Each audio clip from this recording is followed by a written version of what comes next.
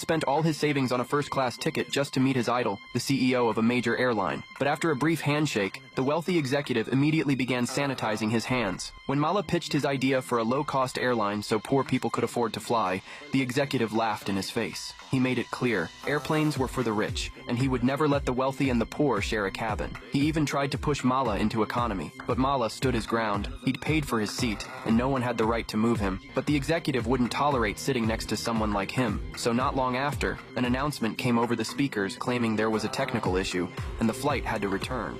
तुमने तो टिकट खरीदी है, लेकिन मैंने ये प्लेन ही खरीदा है दोस्त. What the executive didn't realize was that the poor guy he sneered at was about to become his biggest threat. As soon as Mala got off the plane, a white-haired venture capitalist approached him, genuinely interested in his airline idea. They sat down at a small restaurant. The investor looked skeptical at first, but after one bite of the food, he was stunned. It tasted as good as any five-star meal. Mala explained, the restaurant used the same high-quality ingredients and strict hygiene standards as luxury spots, but charged just a fraction of the price. His airline would follow the same model. By cutting out unnecessary luxuries and middlemen, they could offer affordable flights and still make a solid profit. The investor was sold and invited Mala to pitch the idea to his board. Mala presented a well-reasoned, clear business plan that impressed the board, but they warned it would take 6 months before any funding could be released. In the meantime, Mala had to raise enough money to order planes. Determined, Mala's mother mortgaged their house and land to back him. They secured a civil aviation license and started to celebrate. Then, disaster struck. New regulations required Boeing to provide blueprints,